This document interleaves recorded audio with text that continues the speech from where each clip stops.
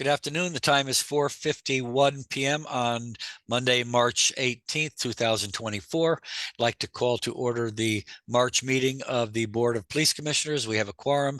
We have Commissioner Lopez, Commissioner Sumter, and Mayor Rilling. The first item on the agenda is public comment. Is there anybody in the public that wishes to address the Police Commission? There is not, Mayor. Okay. Seeing none, we will close public session. Next item on the agenda. No, I'm sorry. The next item, the first item would be the approval of the minutes of February 26th. Do I have a motion? So moved, Mayor. Moved by Commissioner Sumter. Any corrections, deletions, or omissions? I have none, Mayor. Okay. I have none, Mayor.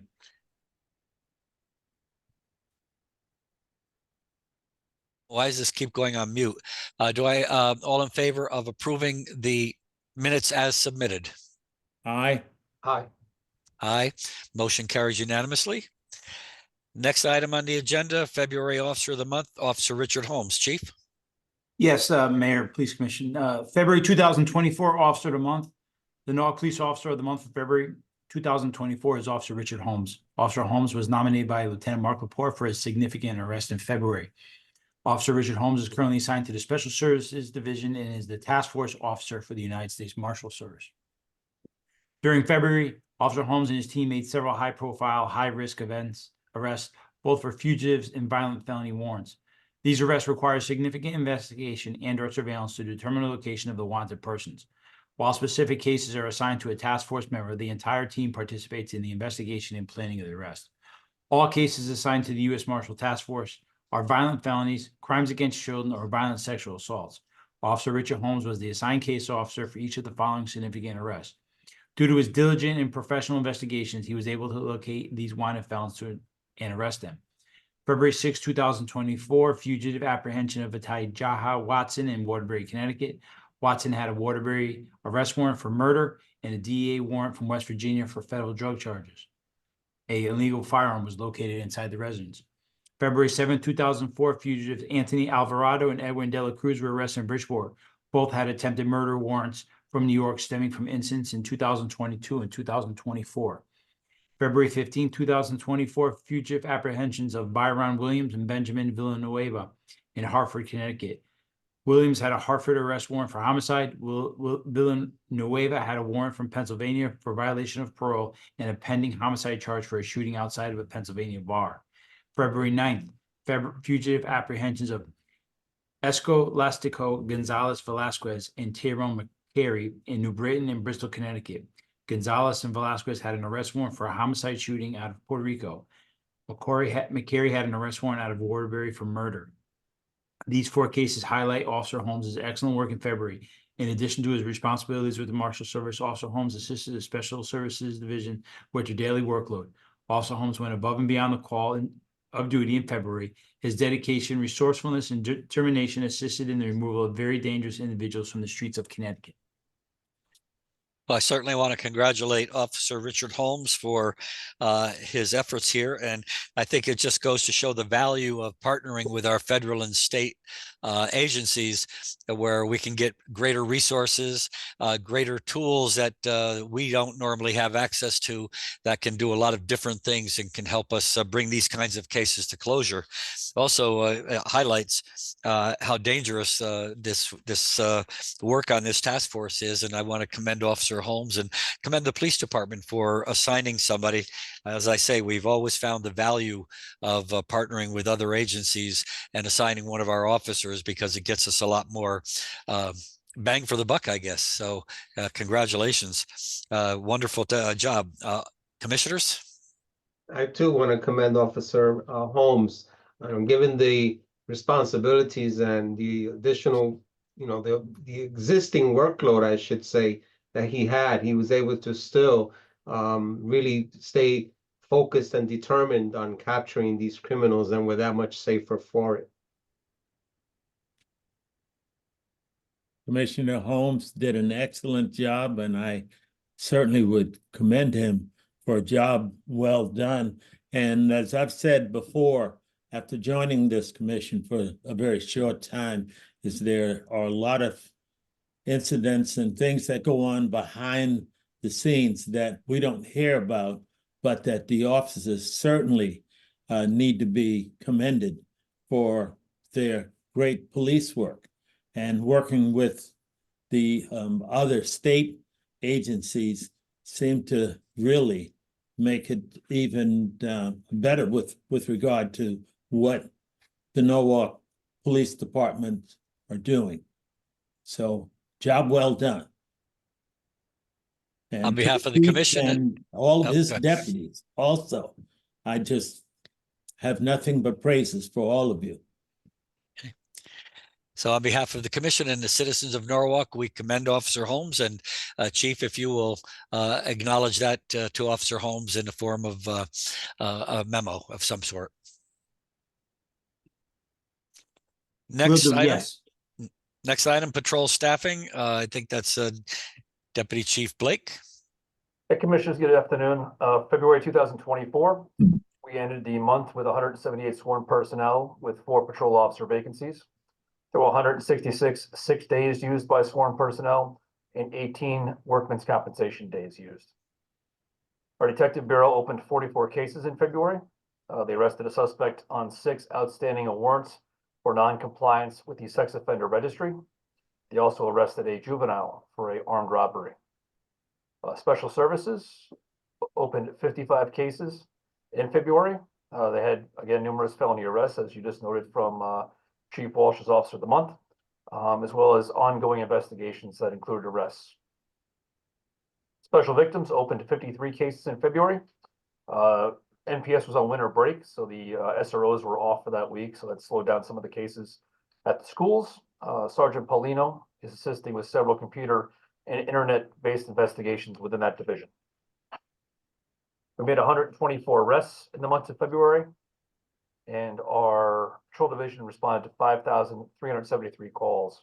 Second platoon, as with every month, remains the busiest, the day shift. Moving on to our SE report. For the month of February, we issued a total of 883 citations. Again, a very busy month, and certainly as compared to February of 2023, a substantial uptick in enforcement and proactivity, which again, as we saw towards the end of 2023, helped to lower the number of motor vehicle accidents in the city.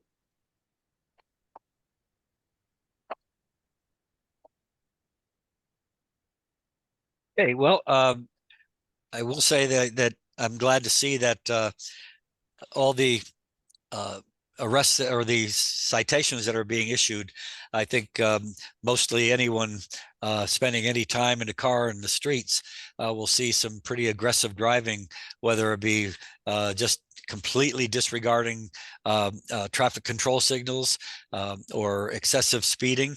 And one thing I will say, a couple of Sundays ago, we had a beautiful, beautiful day, and my wife and I decided to go down to the beach. And some of the obnoxious noises that were being made by people riding on the motorcycles where they don't have the proper equipment to baffle the sounds, I think hopefully we can start taking some enforcement efforts there as well. It's just it was very disturbing, and a lot of the people down at the beach were looking around and shaking their heads like they were going out of the beach probably 60 miles an hour with their loud mufflers and revving their engines. So it was just really very disturbing. So again, congratulations. Commissioners, do you have any comments on? Well, I want to begin with thanking Deputy Chief Blake for the report. Really do appreciate the time and effort that goes behind this preparation and giving us insight. And so definitely that we see a trend in addressing the issues that our town experiences. The mayor just cited one of them, and of course, even traveling too fast is another issue. There was one point that was made as well. You mentioned based on the accident reduction reduction of accident. I was just trying to understand that part. How soon afterwards do you receive such stats that would help us to gauge you know, the effect. Right, we use the Connecticut crash repository, which is kept at UConn. So that information is available to us real time. So we're able to look at, reductions basically month by month. And to see where our hotspots are, which have basically been the same for, several years at this point, since I was running the traffic unit as a lieutenant. They've remained the same, hot locations for car crashes in the city of Norwalk. So we've really focused our attentions on a lot of those hotspots to try and lessen the accidents with injuries and, make the streets safer. Right, thank you. Mr. Sumter? As the mayor mentioned, one of the things that we've seen with the warmer weather is a lot of dirt bikes traveling throughout the streets. And one of the challenges is I'm not certain what happens when they come through because they're moving so fast that you can't really track them down. You can't get any pictures of them. And I know oftentimes the officers would prefer if you can identify something. How is that handled, Chief? When sure. you just get rambunctious, mostly youngsters on those dirt bikes flying through the streets and sometimes even cars. We've noticed a lot in our area. Occasionally, not every day, but it's most times when it happens, by the time they'll go back and forth and you can't get to them. So help, what do we do? Well, Commissioner, any information, when anybody calls in a motor vehicle complaint, the dispatch takes all the information and the officer is assigned to investigate it. As people become problemed, if you will, these dirt bikes. So last year we had great success with locating individuals and where they live throughout the city based on anonymous tips, based on our SRO program, based on our traffic unit, and they were able to track them down after the incident. And locate and in some occasions seize those motorcycles, which are generally unregistered and uninsured. So, any complaints that come in, we will certainly follow up and investigate. Okay, thank you very much, Deputy. Now, when you say SRO, the last abbreviation I knew for that or acronym was single room occupancy. I'm sorry, school resource officers. Or standing room only. Oh, yeah. Got them all. Yeah. Okay. Okay. So it's school resource officers, not standing room only. No, sir. Or single room occupancy. Or single room occupancy. Okay, thank you. Now that brings us to community affairs. I don't see Deputy Chief Dinho here, so I imagine somebody else will just brief us on this. Yes, Deputy Chief Dinho and Deputy Chief Lepore are in training right now. At a leadership school in the casino, Mohegan Sun, for Monday, Tuesday, and Wednesday. So I'll be filling in for Deputy Chief Dinho today.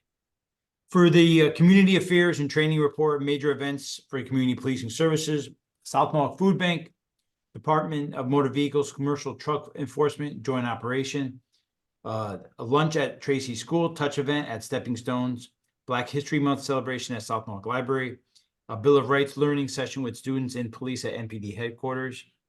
The traffic unit, February 2024 data, those 4 officers in the traffic unit accounted for 487 stops of the data that Deputy Chief Blake I just stated.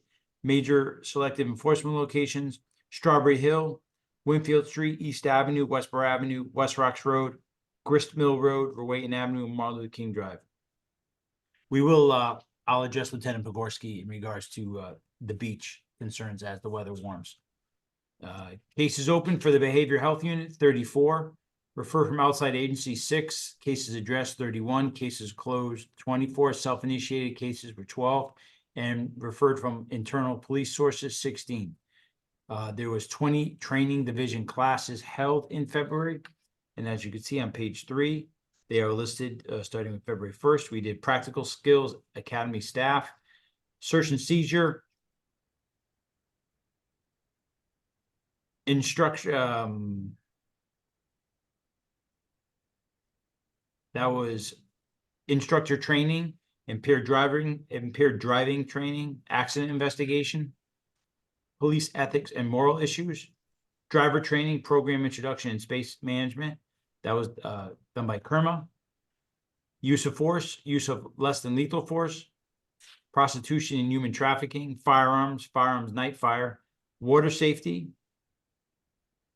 hunting laws, accident investigation, impaired driving. The K-9 team had training. So did the ESU team, and de-escalation training. So it was another busy month of training here at MPD. Yeah, well, it was very impressive, the amount of training given to our officers. I think it probably would compare with any police department anywhere. And it shows when we see some of the results of the cases they've investigated or the actions they've taken, they rely on their training to a great deal. So it's critically important that we continue this. And again, congratulations. Yes. Commissioners, any comment on the training?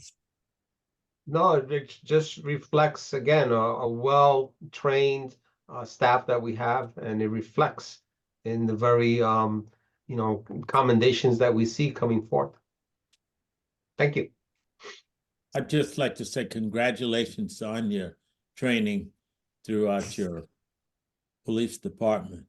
And not only training, but continued training, and training that oftentimes go, again, unnoticed, or just people don't know what's going on, but it really is. See that the officers are prepared for just carrying out all of the official duties of the Norwalk Police Department in the city of Norwalk.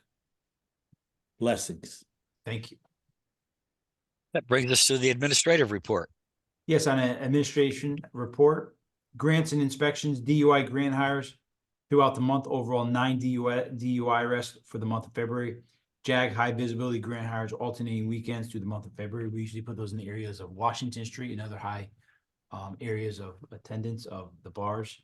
Safe neighborhood grant application is still pending, awaiting award notification. Staff inspections, next inspection is scheduled for April, which will be the combined dispatch division. NPD annual report is done. It is being proofread and finalized by Lieutenant Ronzinski before his retirement. The crime scene unit, identification unit, 126 persons fingerprinted, 57 of which were pistol permits, 18 case requests FOI court, 5 cases proceeded for evidence, 96 patrol cases processed for camera photograph downloads, 8 solicitor permits issued. They're starting to ramp up as we get into the spring weather. We see more solicitors throughout the town. Professional standards and accreditation, Detective Bureau promotional examination completed. List in place until February 27th, 2026. No news on the state rollout of digital evidence management system this month. Power time scheduling software is a new scheduling software that we'll be going to for the patrol division. Instead of pen and paper, it will be implemented via an application. It's modernizing our scheduling and request for days off here in the patrol division. Body and dashboard cameras. Just general repairs for Axon, 29 new requests for case videos, 16 burned videos for request. Common Council approved the increased price for records requests of $30 an hour per video. The Axon trial management contract submitted to Corporation Council for review.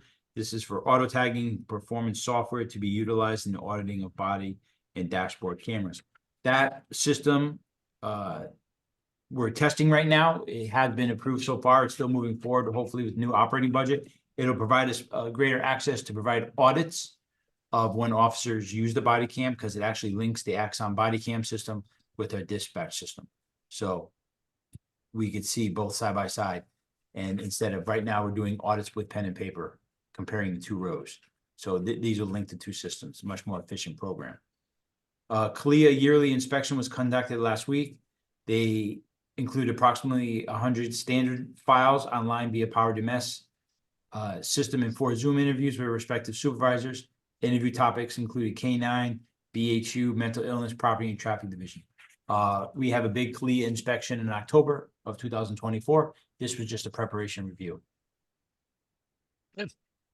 Okay, congratulations to the police department for staying up to date on all the latest technology that helps you become more efficient and helps the service of our officers. It helps up to our citizens. Thank you. Commissioners? No, actually, that's great. Don't comment beyond that. No Okay. comment beyond that. And good reports. Okay, next item on the agenda is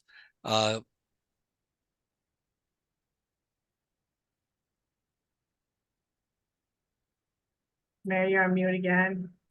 You hit mute. next item on the agenda is promotions, Chief. Yes.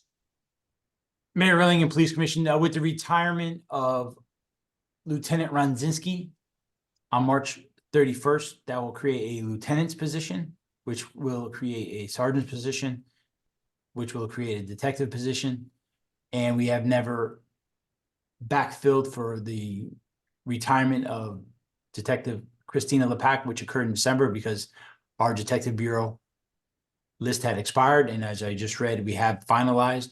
So with that opening, I am proposing the promotions of Sergeant David Orr to lieutenant, Detective David Geismer to sergeant, Officer Akeem Bryce, who finished #1 on the detective's exam, and Officer Julio Rodriguez to the rank of detective, who came out #2 on the detective's exam.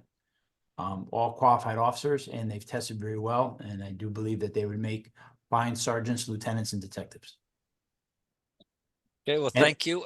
Yeah, I always say that it's always a pleasure to be able to see people moving up within the ranks of the police department. I know it gives them great pleasures, great feeling of accomplishment. And it's always nice to see people willing to take on greater challenges and make the department put that little bit of their vision in place so that they can help make those changes. So if we take them one at a time, I would imagine that would be the way to do it. I see that Sergeant David Orr has joined us. So when would these be effective, Chief? April 4th, sir. Thursday, April 4th. Okay. Okay, so we need a motion to promote Sergeant David Orr to the rank of lieutenant effective April 4th. So move. Okay, Commissioner Lopez moves. Any further discussion?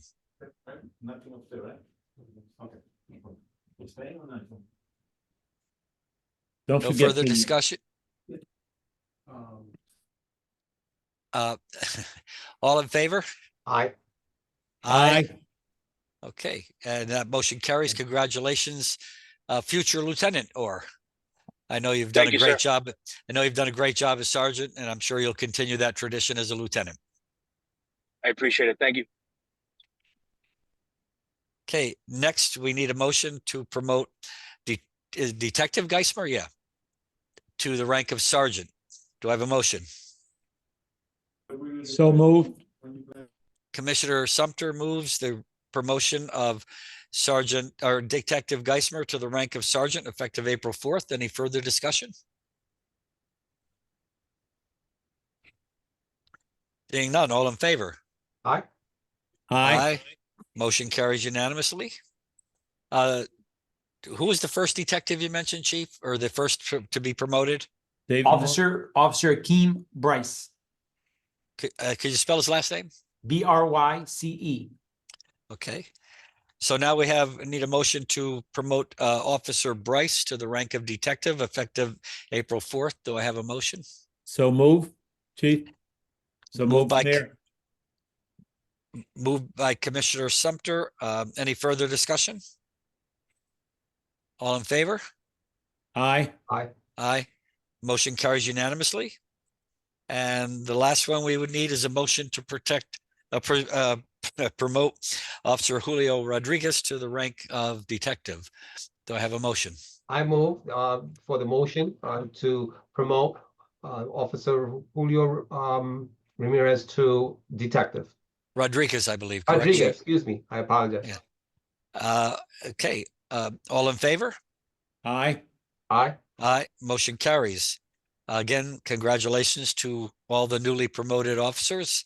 Any further comments from the commission? Congratulations.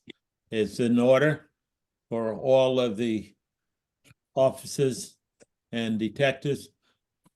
That just shows that the Norwalk Police Department is on the move.